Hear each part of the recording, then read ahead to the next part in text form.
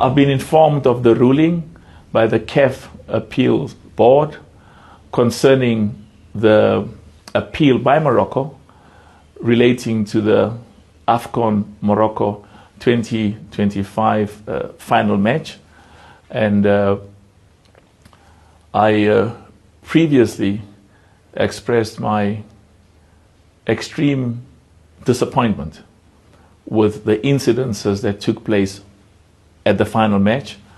And the important thing of what happened on that final match is it undermines the good work that CAF has done over many, many years to ensure that that there's integrity, that there's respect, that there's ethics, that there's governance, as well as credibility of the results of our football matches. The occurrences, those incidences at the final match of the AFCON Morocco exposes is the work that we are still dealing with concerning the suspicion and distrust. It's a legacy issue. When I became president, one of the major concerns was the impartiality, the independence, and the respect of referees and match commissioners. And a lot of good work has been done, but there continues to be suspicion because it's a legacy issue. It's something that has been there for many, many years, and we consistently deal with that because that's critically important.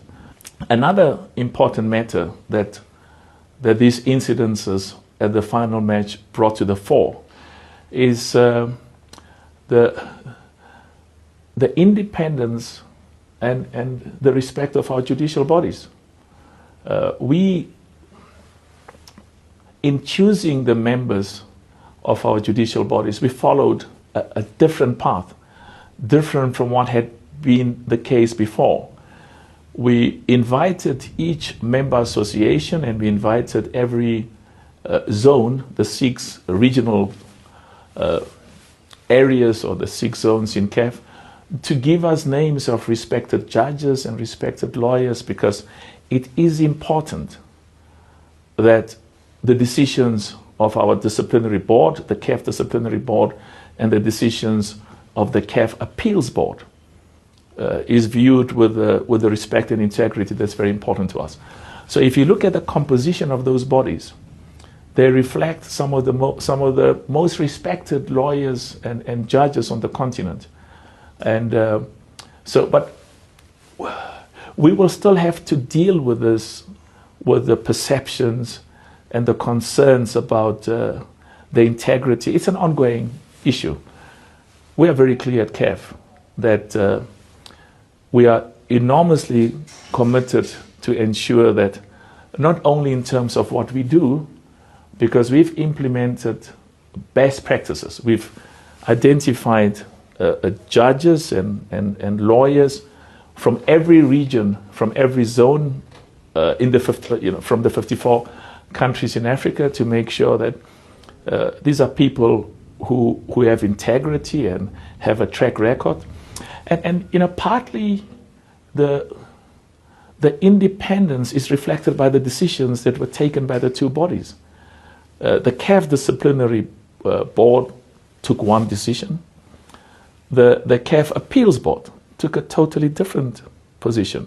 And I'm told that that Senegal is going to appeal, which is very important. Every one of the 54 nations in Africa have a right to pursue their appeals and their advance interests, not only at the highest level in Africa, in CAF, but also the highest body, which is the CAS. And we will adhere and respect the decision that's taken at the highest level. A critical factor is that not a single country in Africa will be treated in a manner that is more preferential or more advantageous or more favorable than any other country on the African continent. we take what has happened at the final match in Morocco during the AFCON, the Total Energies CAF Morocco 2025, we take it very, very seriously. And we have already started with very important steps to make sure that those areas which have been identified as deficiencies and where there's need for improvement, that the necessary resolutions are passed. We have very high standards that we set for ourselves.